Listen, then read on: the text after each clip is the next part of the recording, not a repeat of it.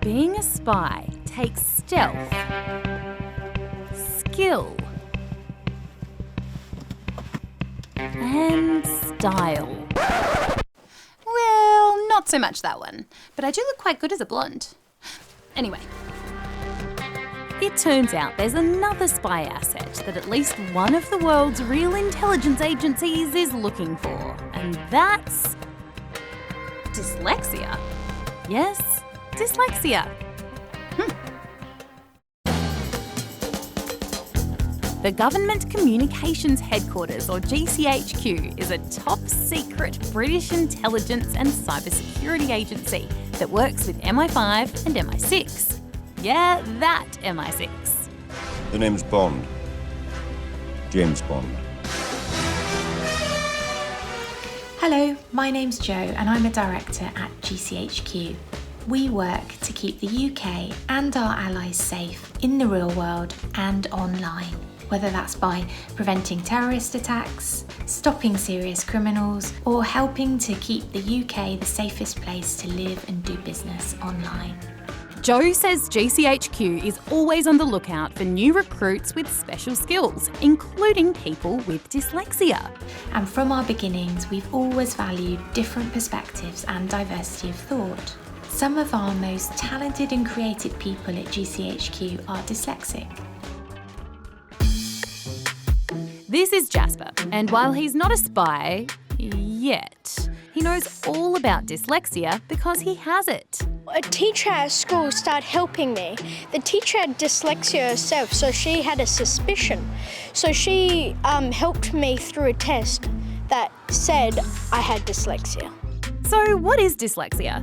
You see, our brains have lots of different parts that help us see, remember and understand.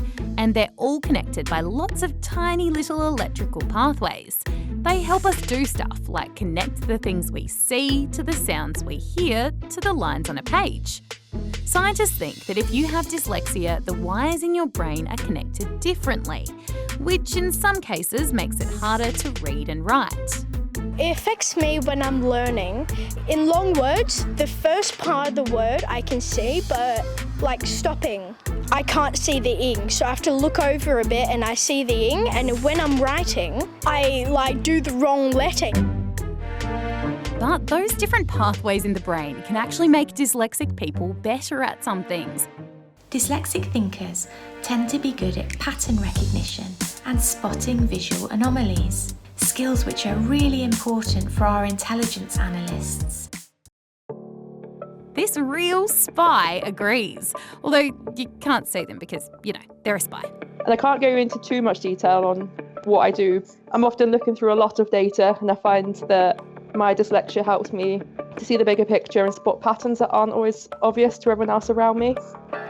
But if spying's not your thing, there are plenty of examples of other famous people who talk about having dyslexia or are thought to have had it, like Albert Einstein, Walt Disney, author Agatha Christie, Apple's Steve Jobs, Microsoft's Bill Gates, and director Steven Spielberg. At least I don't think any of them are spies. But it sure is an impressive list that shows all the possibilities of a brain that works a little differently. Most people just think like we're the lower beings, but actually we're the normal human being, but just with one problem, but the problem is something we can easily overcome. Do you ever want to be a spy? Now I think a bit, no. Not at all. Yeah, that's what a spy would say, Jasper.